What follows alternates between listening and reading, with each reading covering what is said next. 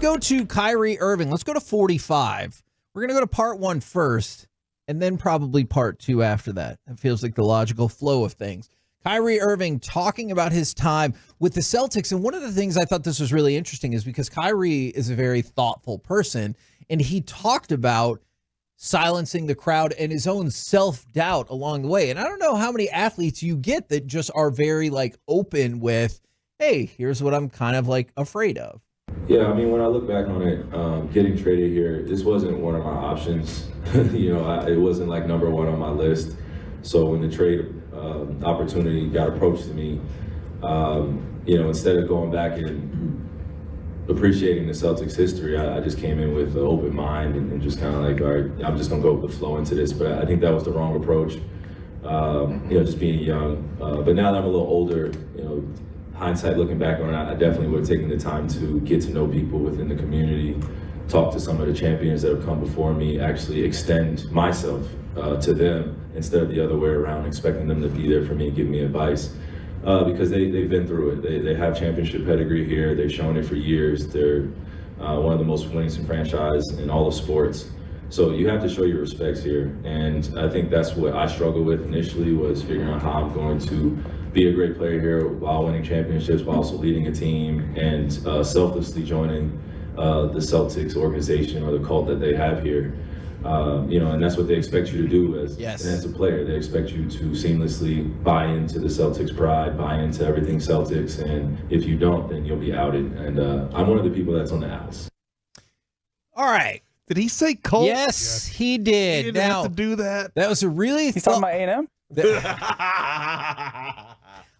I tell people all the time, I don't think it's a cult, but I can totally understand why you would think that.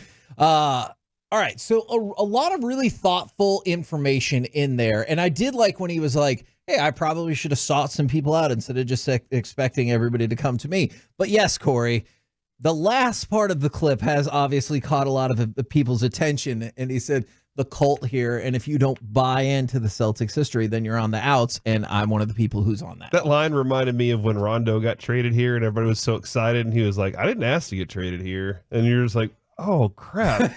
This dude doesn't even want to be here. But, yeah, that part of it, I think it was a very thoughtful approach to it. Look, I didn't ingratiate myself to the community of what they are, and therefore I was never going to be a living legend for them. And I don't know that his approach has been much different here in Dallas. Did he seek out Dirk and say, I need to talk to Dirk? We don't have that culture. We right? definitely don't. We don't have 17 championships. Yep. We don't root like Boston roots. They are, them and the Lakers are the standard in the NBA. And so I think that he likes Dallas in that we're not Boston. Yeah. We don't have cult. We don't have the rooting interest that they have. We don't have the history that they have. Because literally, who's the best player in Mavericks history? It's Dirk, and then there's nobody else. If you look at the Celtics, they have like 10 guys to choose from. Yeah, no, there's plenty of people to say, hey, that's our guy.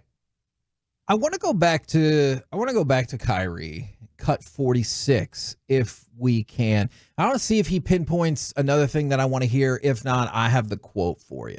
And I did it to myself.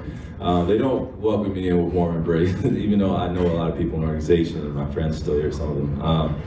But yeah, it was just a doing to myself, and that's what I was talking about in terms of stepping the choices. But looking back on it, definitely would have showed my respect and had more of a counsel around me from some of the Boston Celtics that came before me to explain what the pressure is like. If any player is coming here or getting drafted here, or thinking about coming here free agency or getting traded here, I just think do your homework and make sure you know what you're getting yourself into. Now, I like that answer as well. Plus, man, that's another like kind of shaded compliment. Hey, don't go to Boston if you can't handle that. Do your homework and know what you're getting into. And I don't think he's wrong about that. So like his thought process is very well laid out getting to it, but it's still like if you're just cutting it off in sound bites, it's very easy to be like, hey, do your homework, know what you're getting into. But he added to the psychological potential advantages for the crowd or issues that he has to overcome. Because we've talked about, like Kyrie, especially since he left Boston, he has a miserable track record in TD Garden. He's 0-7, 0-2 in the NBA Finals. And Kyrie said, let's just call it what it is. When fans are cheering, Kyrie sucks.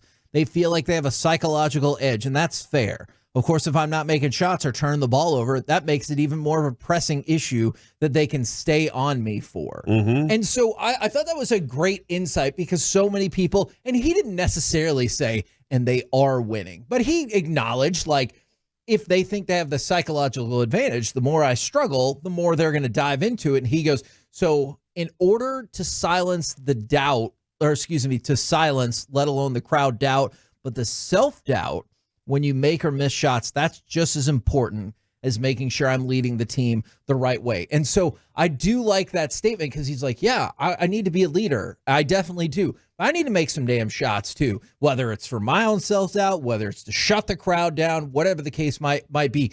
And I like the acknowledgement of things that we all assume. Like, I don't know. I didn't expect all the Mavericks to come out and be like, we're screwed when we're down 3-0. But I appreciate the acknowledgement from Kyrie of like, yeah, I've struggled. I need to make some damn shots and quiet that crowd down.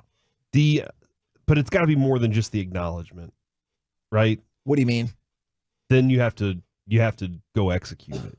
And that's the part that concerns me the most, is being able to execute it whenever it, like talking about it. And maybe that's part of it. Maybe in the first game, he spent so much energy making sure all the other guys were okay and all that stuff. And then he's like, you know what? I got to go shoot 3 hours before the game. I got to get out there and make sure I'm getting my stuff together. Maybe that is part of it. And he is going to be locked into it, and he can turn that switch on, but I need to see that execution now up there. Otherwise, that's just talk, right? Or reflection, and you can learn from it and move on somewhere else with it. Everybody's different on how they handle situations. Bryson DeChambeau at one point late yesterday is telling the crowd to cheer for him. Yeah. And he's talking the whole time. He's smiling. He's showing a lot of emotions. He does a lot of YouTube things where he's like, hey, I'm going to have this huge personality. I'm going to engage. I know different, but Trevor Bauer now wears microphones when he's pitching. He's talking on the mound and telling you what he's going to do and all of these things. And it's great from a fan's perspective when you get those guys, but most guys can't do that. Yeah. I don't know. To Corey's point, Kyrie's doing all these things, yet he's not being successful in Boston. So different people handle these situations very differently, and Kyrie is out of the ordinary. He's not doing what most people would do in these situations, is not engaging the talk, being very quiet, going, next question, this and that. He's engaging. He's giving these thoughtful, long answers.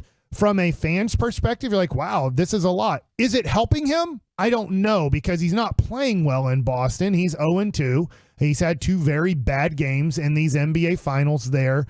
I'm hoping it works out for him. And obviously, he seems to reference that, right? He's like, hey, that's great. Did I make the shot? Or like Boach told us last week, Barry Bonds was at his best. Ken Caminiti was at their best when they were grumpy, whenever they were a little, upset about something.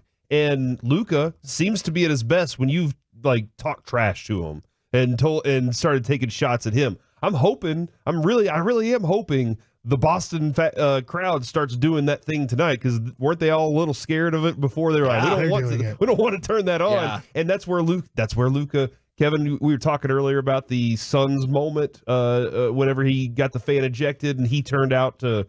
He goes and scores 73 points in the next game against Atlanta. And so, I would love for another moment like that. He got called out by Windhorst. Do it again. But I don't know where he is mentally right now, because maybe he expelled that then. Kyrie needs to exercise something in this place for sure. We know how Boston feels, and I'm going to give you the 100% exact example on how we know how Boston fans feel and how this is going to feel even better beating the Mavericks and Kyrie.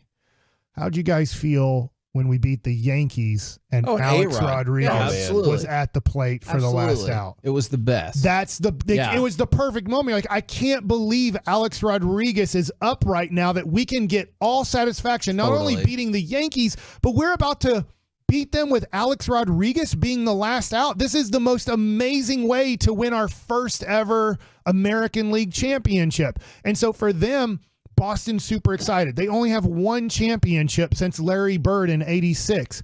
So they're about to most likely get another one tonight. I get it. I hope the Mavs win, all these things. They're favored by 6.5. Vegas is telling you that this should be a pretty easy Celtics win tonight. and then they're going to get it with Kyrie being on the other team. Like, you couldn't ask for a Celtics thing for a more perfect situation. So if you're going to the game tonight as a Celtics fan, one, you're fired up. You're going to get a championship, possibly. And then two, you're going to get it against Kyrie, the guy you hate the most, who kind of, in a way, embarrassed your organization more than anybody, or used your organization more than anybody in the history of the Celtics franchise. Yeah, no, that analogy makes all of the sense in the world to me. And I bet I'm willing to wager a great deal of money that across Boston, or across maybe all of the Northeast right now, today is Coronation Day, right? Like, hey, you lost Like in Frozen? in Game 4. Kind of. Okay. Not totally. All right. Like in Game 4, you lost, but today is the day. You just delayed the inevitable so you could come back home where you've already stomped out the Mavs twice. And this has to be like a celebratory atmosphere across Boston today, as it should be, it should be. And I just wonder if you can just stop that for one more night, how much things change. I think that from a Celtics perspective, as long as they win tonight, all Celtics fans will be like, I'm glad we lost Game 4. Because we could win in our home. Because we win it at home. So that now, if they lose, they're going to be like, I can't believe this. I can't believe we're going back to Dallas. Absolutely.